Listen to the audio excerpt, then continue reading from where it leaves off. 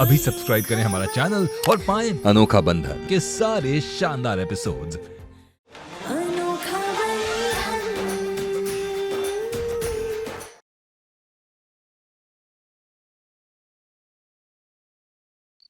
ये सारे बर्तन तुम्हें अभी इसी वक्त धोने होंगे और इतनी सफाई से कि एक भी बर्तन में से बूंद नहीं आनी चाहिए।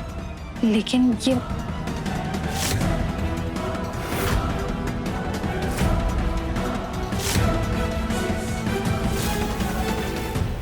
दुलारी, तुम बड़े बर्तन से शुरू करो, मैं प्लेट शुरू करती हूँ। ये ठीक है। दुलारी जी, तुम अंदर जाके केतकी की मदद करो। ये भी ठीक है। दुलारी,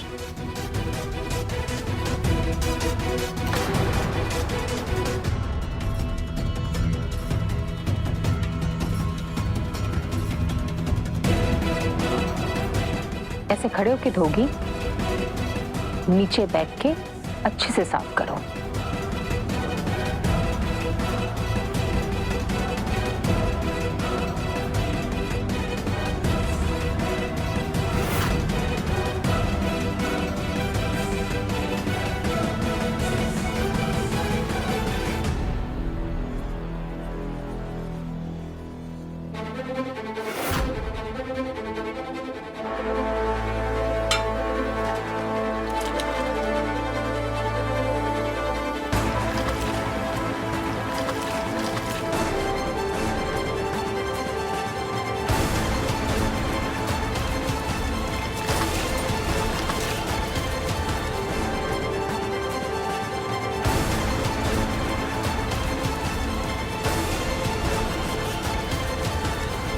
ओह, आंटी, हो गया पूरा काम।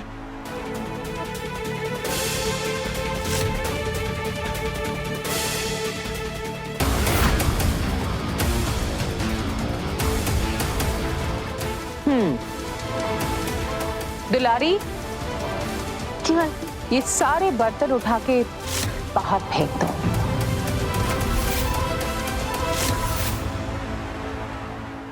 एक मिनट आंटी, अगर आपको ये सब फिकवाना ही था तो आपने मुझसे साफ क्यों करवाए? दुलारी,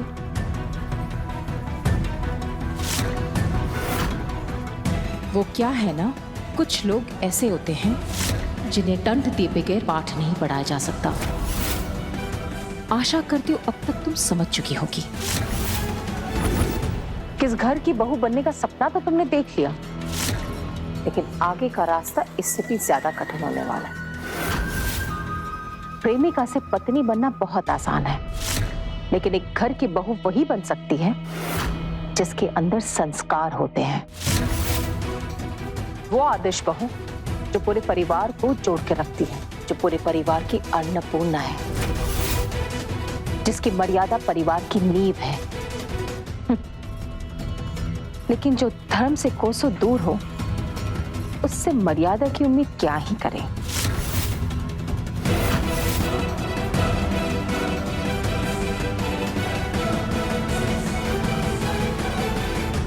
श्री रामचरितमानस में लिखा है, धर्म से विमुख होना ही पतन की निशानी है। अर्थ तो समझ आया नहीं होगा तुम्हें, और तुम हमारी बहू नहीं हो कि तुम्हें अर्थ समझाएं।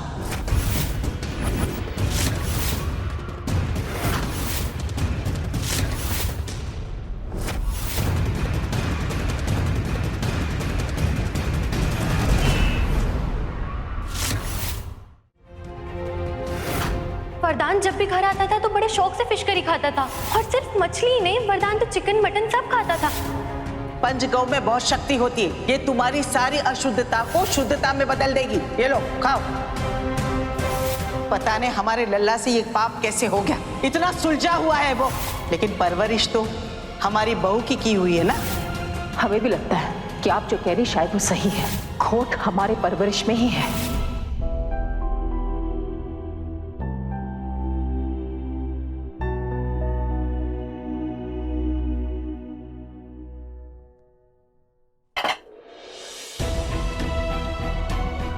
खाना खा लीजिए।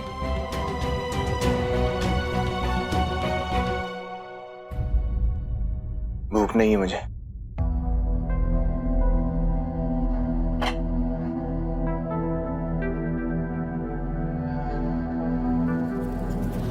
माँ के चेहरे में भले ही आपको इस समय सिर्फ गुस्सा नजर आ रहा हो, लेकिन हम जानते हैं कि उनके दिल में कितना दर्द है।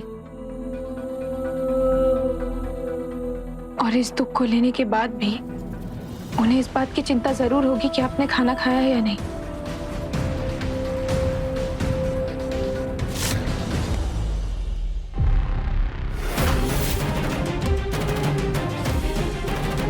उनके लिए खा लीजिए। केतकी,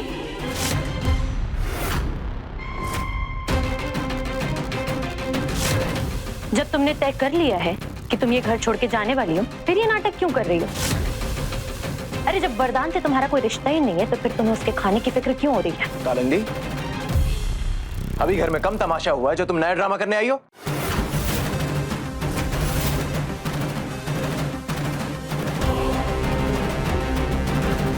शुना, मुझे पता है कि तुम बहुत ज्यादा स्ट्रेस में हो, लेकिन जो हुआ उसमें मेरी गलती नहीं है। वो तो एक केतकी ने मुझे बताया नहीं कि मेरे घर वालों को बताना कि मैं नॉनवेज खाता हूँ कि तुम्हारी गलती नहीं थी। हाँ शुना, मैं मानती हूँ कि हुई मुझसे गलती, लेकिन उसकी सजा मुझे मिल चुकी है। देखो मेरी हालत देखो। तुम्हें पता है, सारे घर के बर्तन मैंने अकेले आंगन में बैठ के जमीन पर नीचे बैठकर धोए हैं। तुम्हें तो पता है ये सब मैंने कभी नहीं किया। तुम्हारे लिए मुझे ये भी मंजूर है।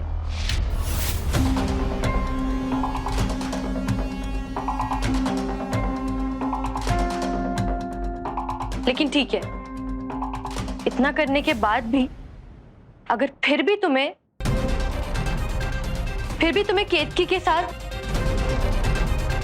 ये तो सुन ही नहीं रहा है, लगता है कुछ करना पड़ेगा। ओह, कालिंदी, कालिंदी, कालिंदी क्या हुआ? आगे खोलो। क्या हो गया ऐसे एकदम से? हम पानी लेकर आते। मम्मा, आज आप मुझे कौन सी कहानी सुनाओगे? ओह, ओह, ओ माँ।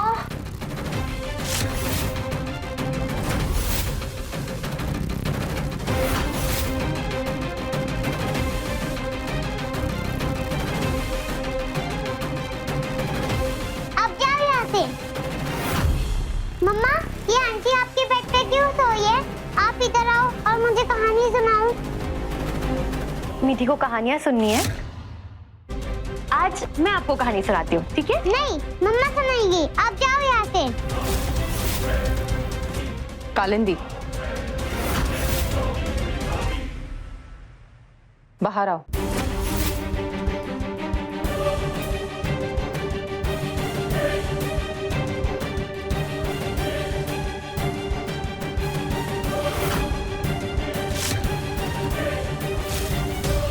तुम इस घर की बहू नहीं हो, फिर किस अधिकार से तुम वरदान के कमरे में हो? इस घर की बहू आज भी केतकी ही है और ये अधिकार भी सिर्फ उसी का है।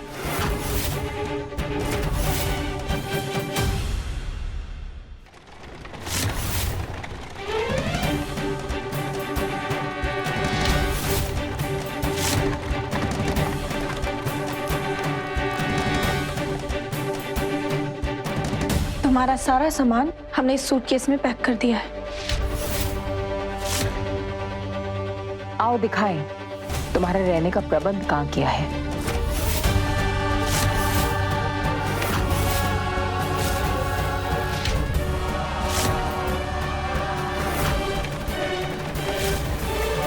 ज्यादा खुश होने की जरूरत नहीं है केतकी। बहुत जल्द, सिर्फ कमरे से ही नहीं, इस घर से धक्के मार के तुम्हें बाहर निकालने वाली हूँ।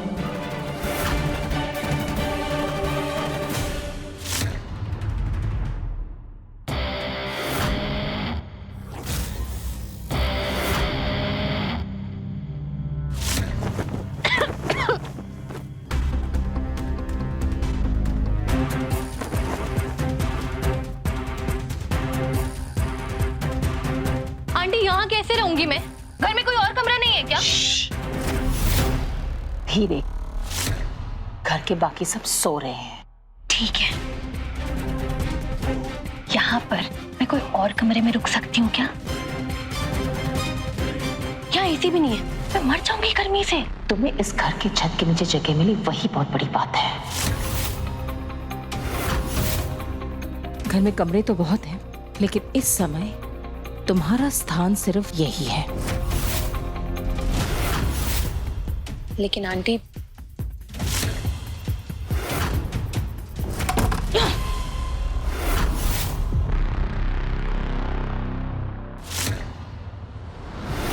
पूरे परिवार का धर्म भ्रष्ट किया है तुमने, इसकी सजा तो तुम्हें जरूर मिलेगी।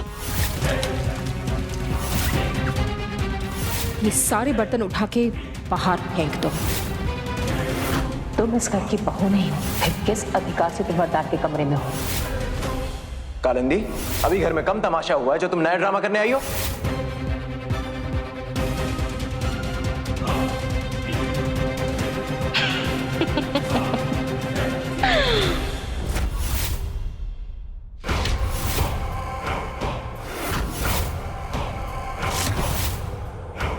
वरदान के दिल में जगह बनाने के लिए कितने पापड़ बेले तुमने, फिर भी उसके घर में ये धूल से भरे हुए सामान के साथ ही जगह मिली तुम्हें। बहुत बड़े बड़े सपने देखे थे ना तुमने, इस घर पे राज करूंगी। क्या हुआ उन सपनों का? टूट गए?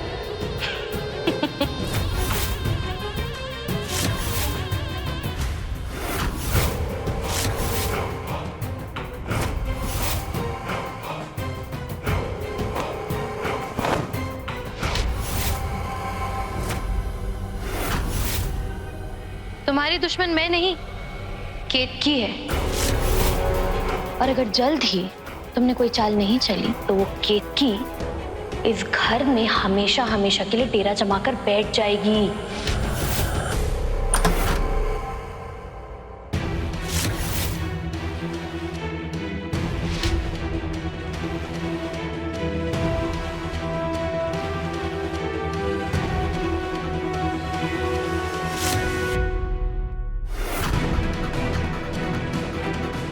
हमारे यहाँ दुश्मन को भी खाली पेट नहीं सुलाते हैं। ये लो, खाना खा लो। मुझे यहाँ पर पहुंचाकर इसे अपनी जीत मत समझना केतकी। तुम जानती नहीं हो मैं चीज क्या हूँ। कभी भी वरदान के दिल में तुम्हें वो जगह नहीं मिलेगी जो वो मुझे दे चुका है।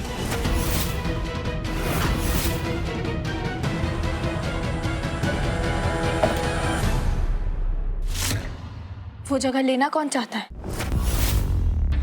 हम अब भी वरदान जी की पत्नी हैं। उनकी आत्मा, उनका नाम, उनका परिवार, वो अब भी हमसे जुड़ा हुआ है। वो बात अलग है कि भविष्य में हम उनसे जुड़े ना रहना चाहें, लेकिन वो परिवार, वो अब भी हमारा अपना है। तुमने भले ही इस घर में जगह पा ली हो, लेकिन इस परिवार वालों के दिल में हमारे लिए जो जगह है वो तुम कभी नहीं पा पाओगी। इतना भरोसा मत रखो इस परिवार के ऊपर, क्योंकि जिस दिन ये परिवार तुम्हें धक्के मार के इस घर से बाहर निकालेगा ना, उस दिन तुम्हारा ये भरोसा हार जाएगा। हार हमारे भरोसे की होती है या तुम्हारे इस परिवार के तोड़ने की सपने की, वो तो समय ही बताएगा। मुझसे उलझना बहुत महंगा पड़ेगा केतकी। जिसके पास परिवार के आशीर्वाद का धन हो, उसे सस्ते या महंगे का क्या डर। खैर, हमने बाहर पड़े हुए धुले बर्तन देखे, उससे पता चलता है कि तुमने दिमाग भी बहुत चलाया है और हाथ भी। अब बिना मतलब जबान चलाकर और क्यों थकना चाहती हो? जितना ऊंचा उड़ोगी ना केतकी, उतनी जोर से गिरोगी।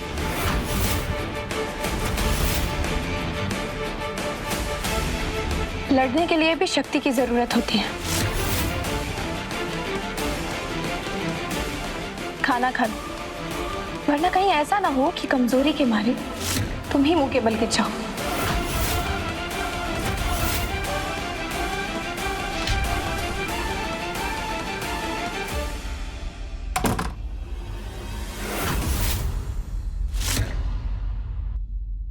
मुंह के बल कौन गिरेगा ये तो तुम्हें कल सुबह पता चल ही जाएगा केतकी।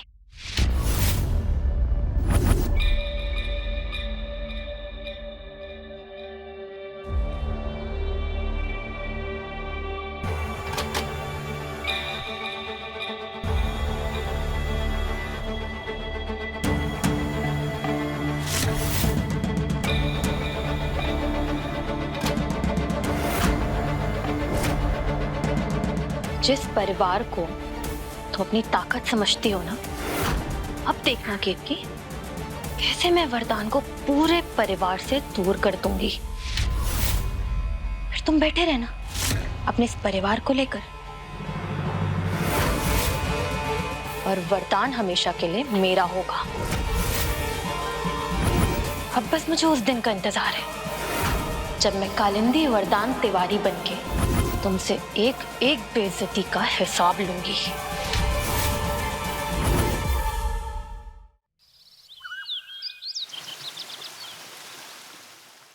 ये घंटी बार बार कहाँ चली जाती है?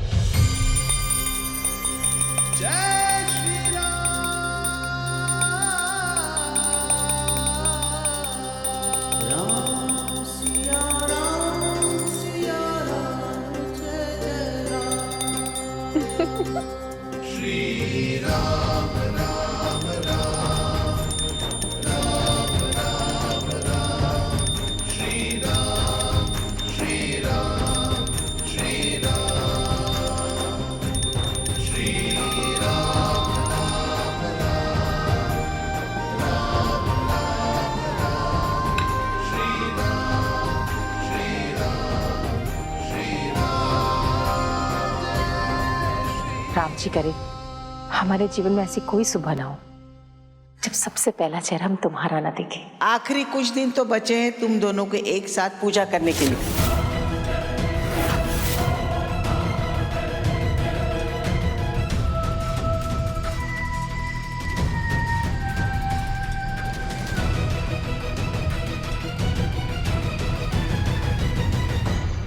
जय सिया राम दादी। जय सिया राम।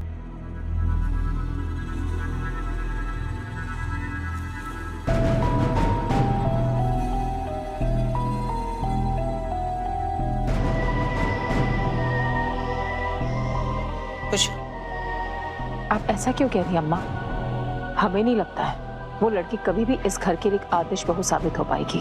लेकिन लल्ला ने तो मन बना चुका है ना, और जिद करना तो हमारे परिवार के खून में दौड़ता है। इसलिए तुम दोनों सीता और गीता की जोड़ी है ना, उसके जिद के आगे कुछ नहीं कर पाएंगी। लेकिन दादी। लेकिन वेकिन कुछ नहीं, तुमसे हमारी कोई दुश्मनी नहीं है भौरिया। लेकिन जहाँ हमारा लल्ला खुश रहेगा हम उसी का साथ देंगे। इसलिए हम चाहते हैं, क्या नाम है उस लड़की का?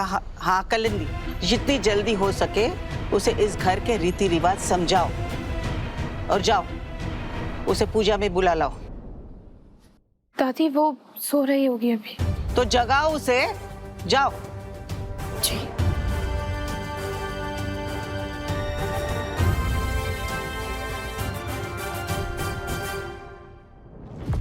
सुनो, उठ जाओ। सुनो, अभी नहीं, 10 बजे उठाना। तुम्हें दादी ने तुरंत बुलाया है।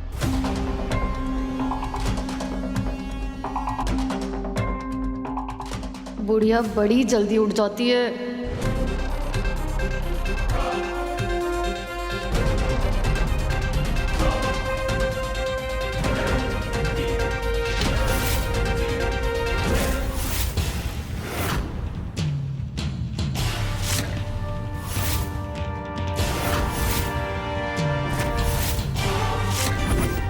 कालिंदी शादी के जोड़े में?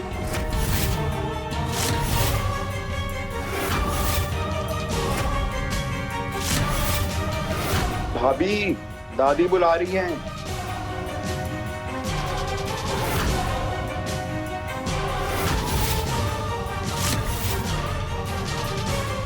जी आए।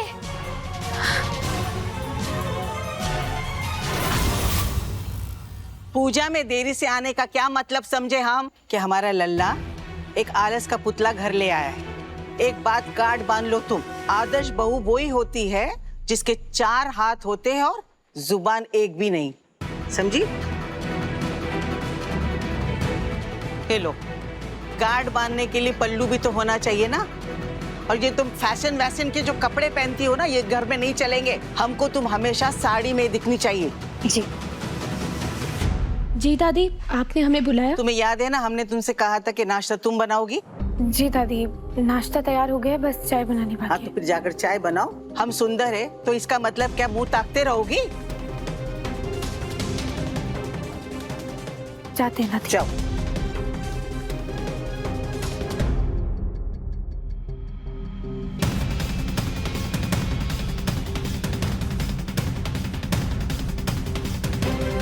अगर तुम ये सोचती हो कि ये नाश्ता वाश्ता बनाकर तुम वरदान का दिल फिर से जीत लोगी, तो मैं कभी ऐसा होने नहीं दूंगी।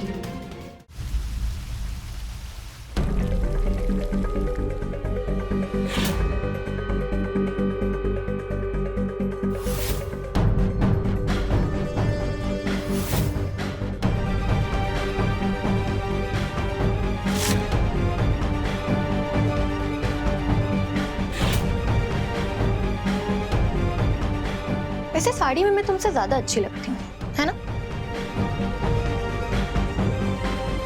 खैर, तुम क्यों एक्सेप्ट करोगी? वैसे आंटी तुम्हें ढूंढ रही थी।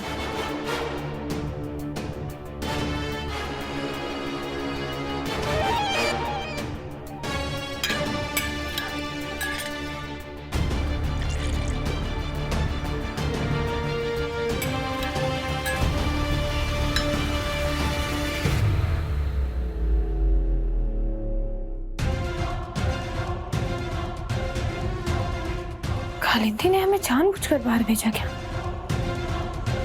लेकिन वो रसोई में क्या करने आई होगी?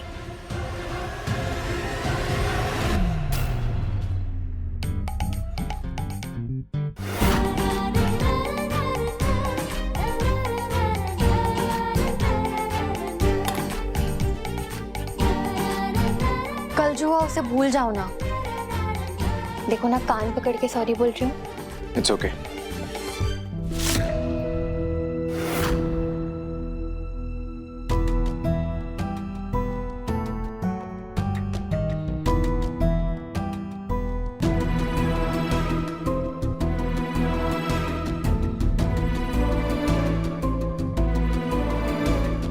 मिनट, मैं तुम्हारे लिए यहाँ आई हूँ, तुम कहाँ जा रहे हो?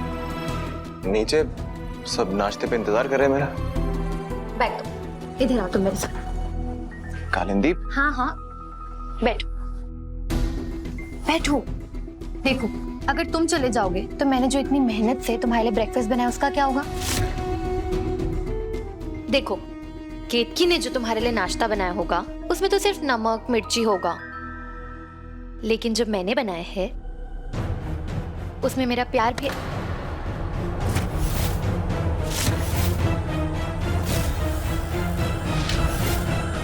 कालिंदी, इस घर में हमेशा से सब लोग साथ बैठकर ब्रेकफास्ट करते हैं, यहाँ तक कि कोई मेरे बिना खाना शुरू भी नहीं करेगा, तो मुझे उन सबके साथ ही बैठना पड़ेगा। और तुम चाहो तो तुम आ सकती हो।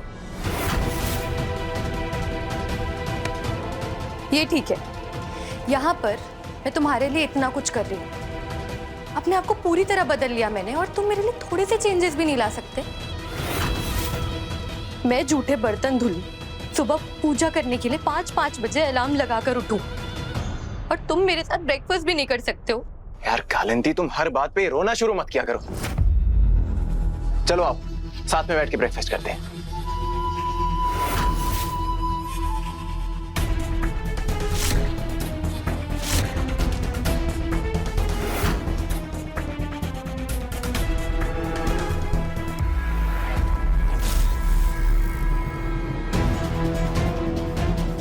आज तो तुम्हें सिर्फ घर वालों के साथ नाश्ता करने से रोका है वरदान। अब मैं तब तक नहीं रुकने वाली जब तक तुम्हें सारे घर वालों से दूर ना कर दूं।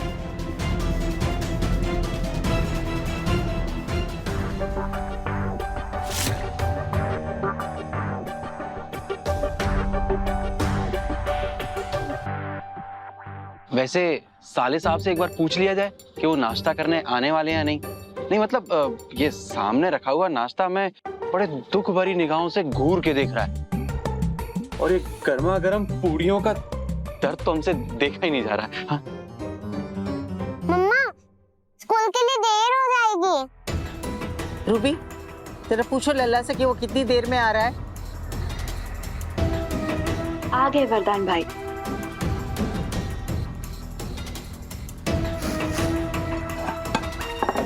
जय श्री राम। जय सिया राम। बड़ी देर करती लल्ला आने में, हम कब से तुम्हारा इंतजार कर रहे हैं। लोग नाश्ता कर लीजिए, कालिंदी और मैंने कर लिया है।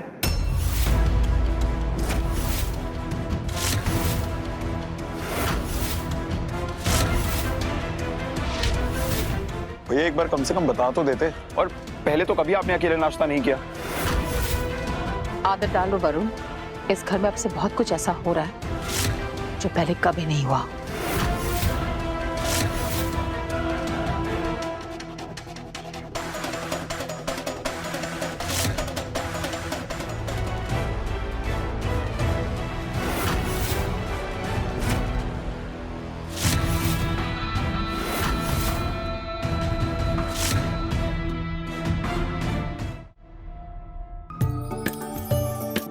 स्कूल से जो होमवर्क मिला है वो आपने कर लिया ना? हाँ कर दिया, और पिगी अंडरवेयर की पोयम भी याद कर ली। अरे वाह, हमारी बच्ची तो बहुत होशियार हो गई है। याद आया मम्मा, ड्राइंग बुक तो बेड पर ही छूट गई। जाओ जल्दी से लेकर आओ। भौरिया, एक प्याली चाय पिला देना। जी दादी, अभी आई।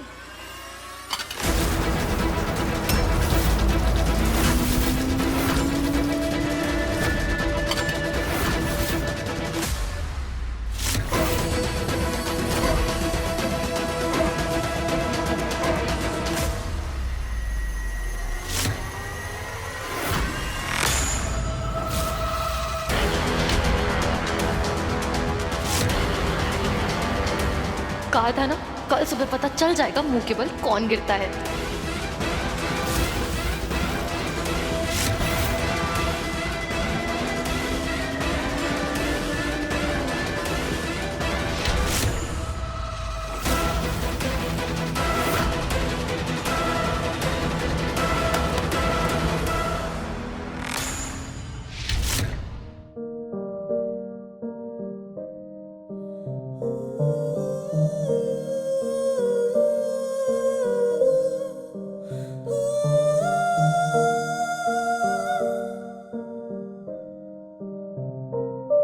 कभी पंख ख्वाबों में तूने लगाए, पंखों पे हीरे मोती जड़ाए, हवाओं की तू चाल चलने लगी थी, बाहों में आकाश भरने लगी थी,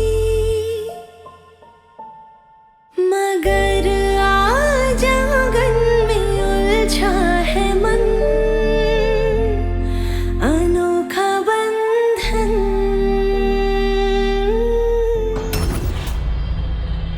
ठीक हो तुम? चोट तो नहीं आई ना तुम्हें?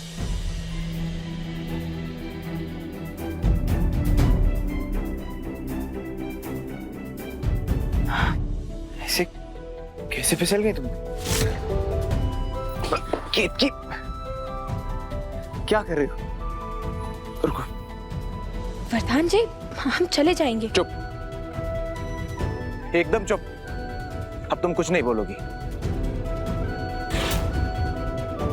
हर बात पे जिद करना जरूरी नहीं है। वरदान को भी पता नहीं क्यों इतनी चिंता हो जाती है इसकी। दूसरों से शिकायत करके क्या ही फायदा जब अपना ही सिक्का खोटा हो।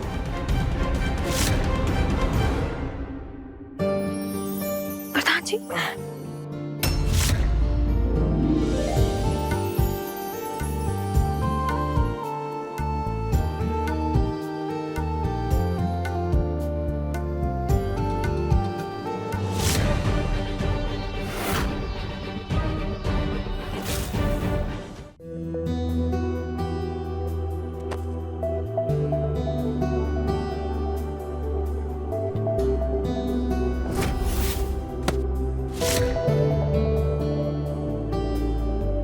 हाँ जी, हम कर लेंगे। जिद मत करो।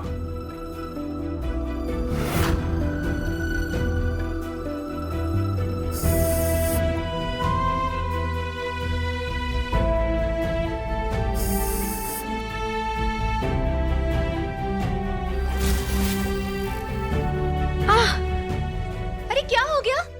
क्या हुआ? इसका पैर फिसल गया था। अरे केत की भाभी फिसल गई, चोट लग गई उन्हें, जल्दी आइए। अरे क्यों इतनी जल्दबाजी करती हो भौरिया? अरे मिट्टी अगर चलते चलते कहीं गिर भी गई तो समझ में आता है, और अगर मिट्टी की मम्मी भी गिरने लगी तो समस्या हो जाएगी ना। चोट तो नहीं लगी ना कहीं तुम्हें? नहीं नहीं दादी, हम ठीक हैं। वो पता नहीं कैसे अचानक चलते चलते फिसल गए। लगता है किसी की बुरी नजर लग गई।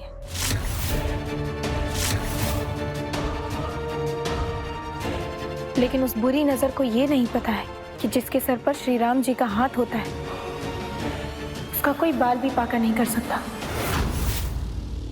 केतकी, कहाँ चोट लगी तुम्हें बताओ? देखो, हमसे झूठ मत बोलो। डॉक्टर के पास चले कि हम तुम्हें नहीं बताओ, हम अभी लगा देंगे। माँ, हम ठीक है, हमें कुछ नहीं हुआ। नहीं, तुम पहले खड़े होके दिखाओ, चल के बताओ हमें। देखिए, ये देखिए, हम ठीक है।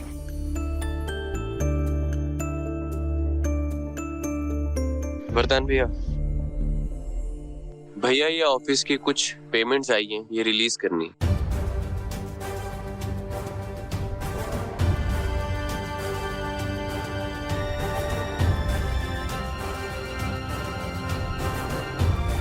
माँ, ये ऑफिस के कुछ पेपर जरा साइन कर दीजिए।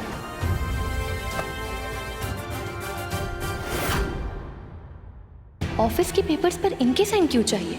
कहीं ऐसा तो नहीं कि वरदान ने सब कुछ इनके नाम पर कर रखा है?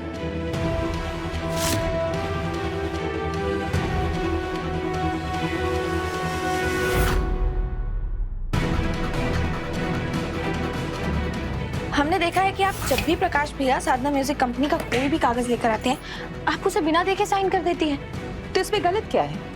सारे कागज तो वरदान से पूछ के ही बनते हैं ना। और वैसे भी हमें कारोबार के बारे में कहाँ कुछ समझ आता है। लेकिन फिर भी माँ, हमने तो यही सीखा है कि कभी भी किसी भी कागज को देखकर साइन करना चाहिए। आजकल जमाना बहुत खराब है। क्या हुआ माँ, साइन कर दीजिए। प्रकाश बेटा, ये 50 लाख का बिल ये किसके लिए है बेटा?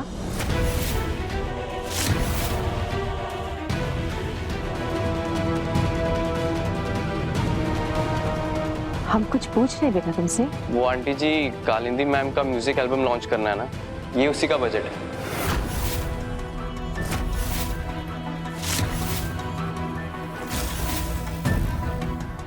लाख?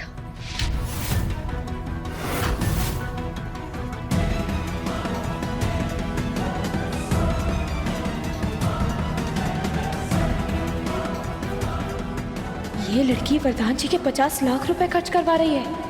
पता नहीं क्यों हमें ऐसा लगता है कि इस दिखावे के भोलेपन के पीछे कुछ छल कपट है।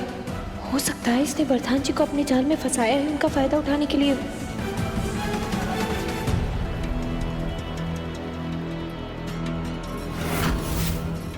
माँ, लेकिन आज तक आपने कभी बिजनेस के अकाउंट्स के लिए मुझसे कोई सवाल नहीं किया। दुख भी इसी बात का है। हमें बहुत पहले से ये सवाल शुरू कर देने चाहिए थे। आंटी, एक मिनट। देखिए, वैसे तो बहुत बड़ी बड़ी कंपनी से मुझे ऑफर आए हुए हैं, लेकिन मैंने भी ठान लिया था कि अगर मेरा एल्बम लॉन्च होगा तो वरदान की कंपनी से ही होगा। अच्छा, जब तुम्हें इतनी बड़ी बड़ी कंपनियों से बुलावा आता है, यानी कि तुम तो बहुत अच्छा गाना गाती होगी, है ना? जी, तो बस भगवान की कृपा है जो इतना टैलेंट दिया। तब तो हम सब तुम्हारी कला देखना चाहेंगे। चलो, हम सबको कुछ गा के सुना दो।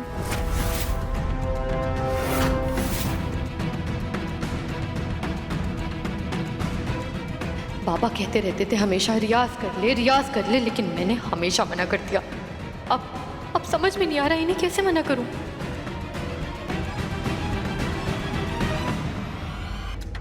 आंटी, अभी कैसे गाना गाऊं? वो क्या है ना, मैं प्रोफेशनल सिंगर हूँ, तो मुझे सिर्फ माइक पर ही गाने की आदत है, नहीं तो मैं गा देती। माइक का प्रबंध करना कौन सी बड़ी समस्या है, अभी ले आते हैं। और सिर्फ माइक ही क्यों, पूरा लाउड स्पीकर ले आते हैं। आइए जीजा जी, चल।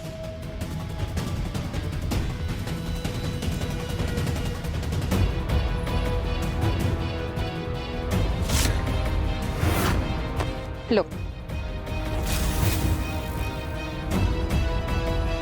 लीजिए, ध्वनि वाही और ध्वनि विस्तारक दोनों यंत्र आपकी सेवा में उपस्थित हैं।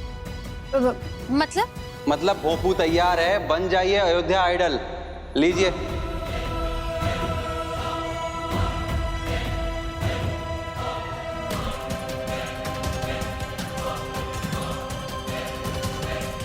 माँ, इस सब की क्या जरूरत है? जब रिकॉर्डिंग होगी तो रिकॉर्डिंग सुन लीजिएगा आप लोग। तुम गाओ गाओ। पर वो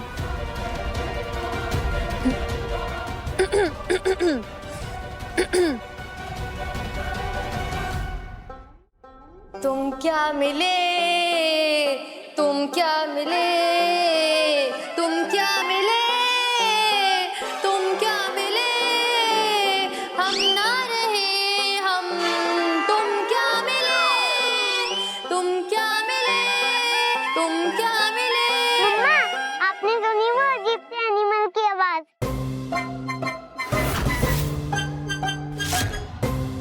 ऐसा लग रहा है कि बाहर कोई डॉन्की आ गया है। मीठी,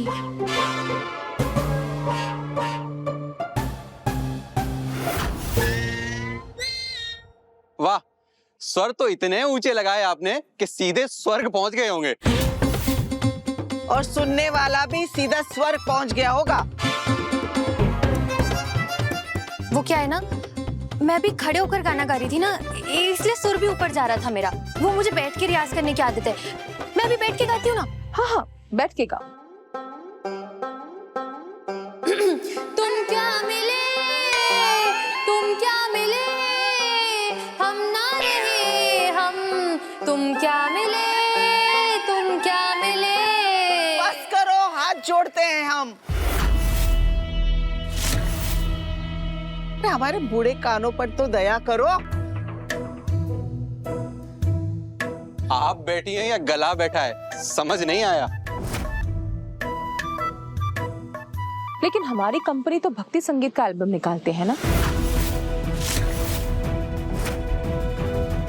कोई भक्ति गीत आती है तुम्हें? अब हाँ हाँ, मैं भक्ति गीत सुनाती हूँ। रहने दो।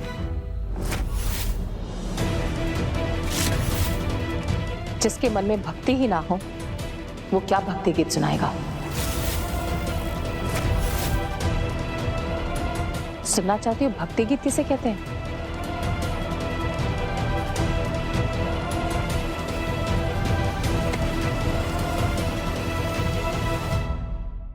तुम ही कुछ सुना दो। माँ,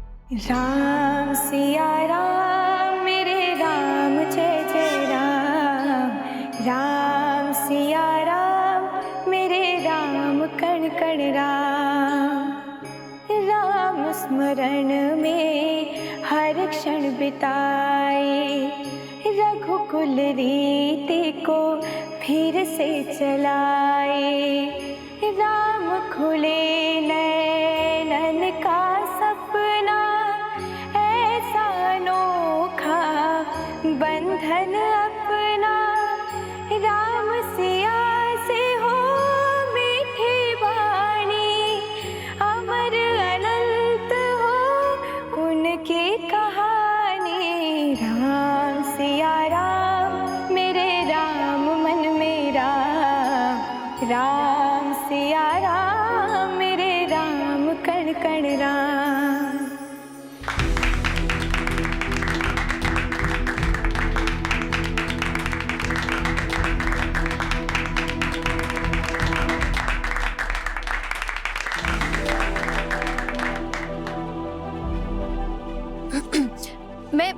मैं दूसरा भक्ति गीत गाकर सुनाती हूँ। हाँ रहने दो। संगीत आत्मा का दर्पण होता है। गाना गाने के लिए गला साफ करने की नहीं, आत्मा साफ करने की जरूरत है। माँ, इसे बस थोड़ी प्रैक्टिस की जरूरत है, रिकॉर्डिंग ठीक कर लेगी। हाँ हाँ।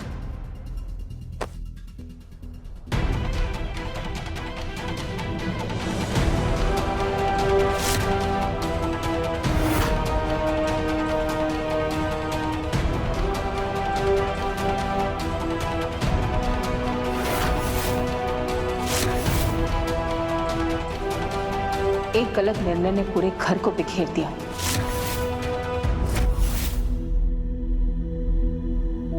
अब दूसरा गलत निर्णय लेके कारोबार नहीं बिखरने दे सकते हैं।